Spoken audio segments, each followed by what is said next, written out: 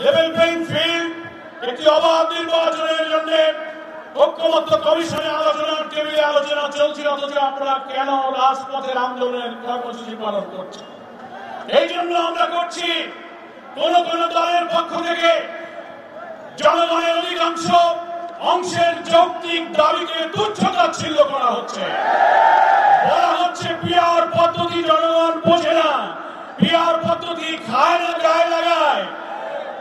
এখন জনগণ পিআর পদ্ধতির পক্ষে ঐক্যবদ্ধ হচ্ছে। প্রত্যেকটি ভোটারের ভোটের মূল্যায়ন, কালো টাকা, পেশি শক্তি, মনোনয়ন বাণিজ্য রোধ করে একটি উন্নত মানের কোয়ালিটি পার্লামেন্টের জন্য আধুনিক বিশ্বের 91টি দেশে এই পিআর পদ্ধতি চালু আছে। কোন বিজ্ঞ ব্যক্তিত্ব সম্পন্ন রাজনীতিবিদ কোন কর্মসূচি, কোন পদ্ধতির ব্যাপারে ভিন্নমত পোষণ করার অধিকার আছে, কিন্তু দেশের অন্যতম রাজনৈতিক দলের ঘোষিত কর্মসূচির এমন গুরুত্বপূর্ণ বিষয়ে তুচ্ছ-তাচ্ছিল্য করার কোন অধিকার নেই।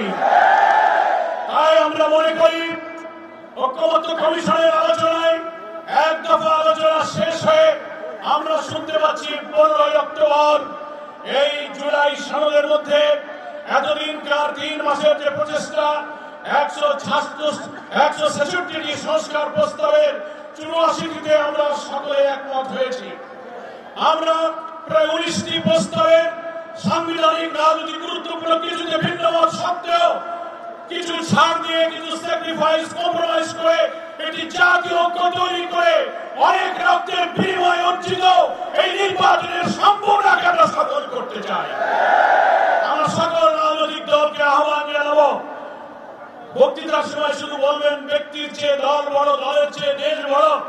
আর যখন দেশের স্বার্থে যখন কোন ত্যাগ, কোন ছাড় এবং কোন বিষয় ঐক্যমতের প্রশ্ন আসে, তখন দলেরা নিজের স্বার্থকে বড় করে দেখলে বক্তৃতার সাথে নিজের কথার এবং কাজের কোনো মিল হয় না।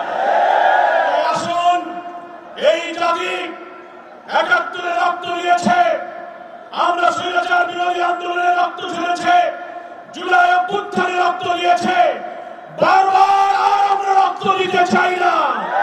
আমাদের সন্তান তরুণ সমাজ প্রায় ১৪০০ ছাত্রের জীবন দিয়ে ৩০,০০০ মানুষ আহত হয়ে আমাদেরকে যে ঋণের দায়ে আবদ্ধ করেছে, নতুন বাংলাদেশ একটি অবাধ নির্বাচনের মাধ্যমে মানবিক বাংলাদেশ তৈরি করে তাদের স্বপ্ন আমাদের পূরণ করতে হবে।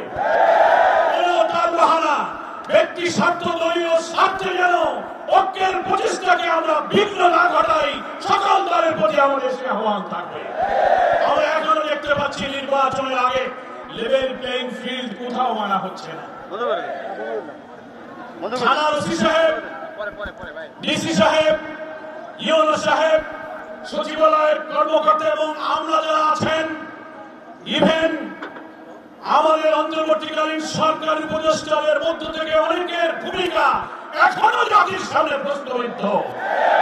কোন বিশেষ দলের প্রতি দুর্বল হয়ে কারো চাপে মাথা নত করে প্রশাসনে কোন দলের পছন্দের লোককে বেছে বেছে পদায়ন করে নির্বাচনকে প্রভাবিত করার অপচেষ্টা অব্যাহত আছে। এগুলো বন্ধ করে নির্বাচনের মাঠকে সমান সমতল করতে হবে। প্রত্যেকটি ছোট বড় দল যেন নির্বাচনের সমান রাজনৈতিক, সাংবিধানিক, নির্বাচন কমিশন প্রদত্ত সকল সুযোগ যেন অবাধে সমানভাবে ভোগ করতে পারে। পিআর পদ্ধতি, এই পদ্ধতি নতুন হতে পারে, সারা পৃথিবীতে পদ্ধতি জনপ্রিয়। বাংলাদেশে এই পদ্ধতির ব্যাপারে অনেক গোল টেবিল, সেমিনার, আলোচনা, বুকলেট, বিবৃতি, আর্টিকেল, পোস্ট, সমস্ত এডিটোরিয়ালের মধ্য দিয়ে এই পদ্ধতির সুফল তুলে ধরার চেষ্টা করা হচ্ছে।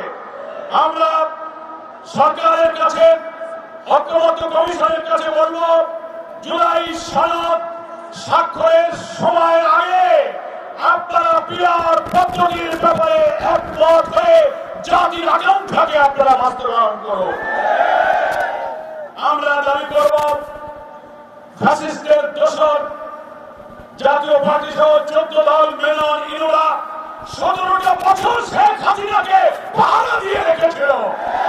তারা যদি পাহারা না দিতে তারা টিকতে পারত না, সাজানো বানানো নির্বাচন তারা করতে পারত না। একই অপরাধী হওয়ার কারণে তাদেরও রাজনৈতিক কার্যক্রম নিষিদ্ধ করতে হবে।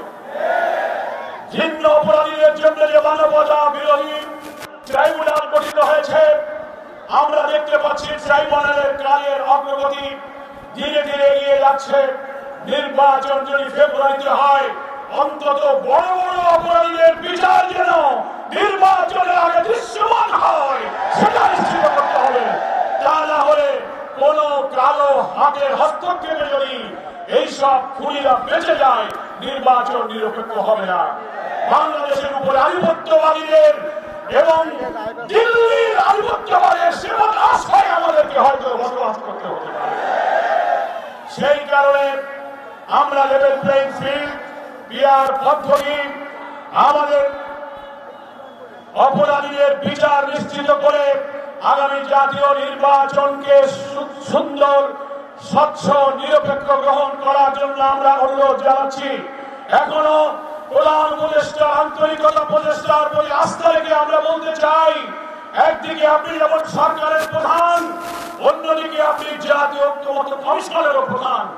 দুইটি প্রধান দায়িত্ব নিয়ে আপনি শক্ত থাকবেন। আপনার চারিদিকে যে সমস্ত কিছু উপদেষ্টাগণ আছেন, মাঝে মাঝে অন্যদিকে আপনাকে ঠেলে দিয়ে কোন একটি বিশেষ দলের প্রতি তাদের আনুগত্য প্রদর্শনের অপচেষ্টা চালাচ্ছে। আমরা এই দৃশ্য আর দেখতে চাই না। এবং জুলাই সনদের আইনি ভিত্তি দিয়ে এই দীর্ঘ 3 মাসের সাংবিধানিক রাজনৈতিক বিদ্যমান রাষ্ট্র কাঠামোকে পরিবর্তন করে যে সমস্ত সংস্কার প্রস্তাব কষ্ট করে আমরা তৈরি করেছি, দেশকে নতুন ফ্যাসিবাদ থেকে বাঁচাতে, দুর্নীতি থেকে বাঁচাতে এবং রাষ্ট্রকে একটি মানবিক, সমৃদ্ধ, ন্যায় বিচারের বাংলাদেশে পরিণত করার জন্য জুলাই সনদে একমত হয়ে যাওয়া সকল বিষয়গুলো যেন জুলাই চার্টারের মধ্যে থাকবে এবং সেগুলোর ভিত্তিতে গণভোট দিতে হবে এবং সেই গণভোটের মধ্যে পিআরের প্রস্তাবকে অন্তর্ভুক্ত করতে হবে।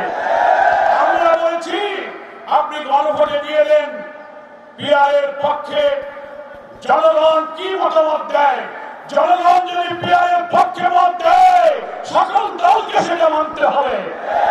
যদি অধিকাংশ মানুষ পিআর পদ্ধতি না মানে, আমরা জামাত ইসলামী সে প্রস্তাব মেনে নেব, কিন্তু জাতির মতামত না নিয়ে পিআরকে উপেক্ষা করা যাবে না। জুলাই সনদ তৈরি হচ্ছে, ঐক্যমত্য কমিশনের দীর্ঘ আলোচনার পরে যেসব সংস্কার প্রস্তাব লিগাল এক্সপার্টরা বলেছেন, জুলাই সনদের আইনি ভিত্তি তখন রচিত হবে।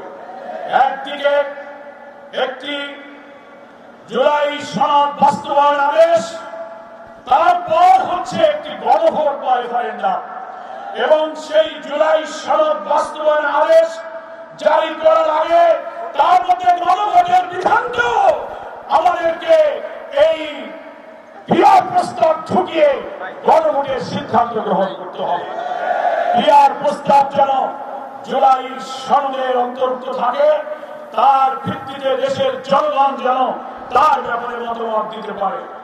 ইতিপূর্বে বিভিন্ন সার্ভের ভেতর দিয়ে আমরা দেখতে পেয়েছি, বাংলাদেশের অধিকাংশ মানুষ পিআর পদ্ধতিতে নির্বাচন চায়।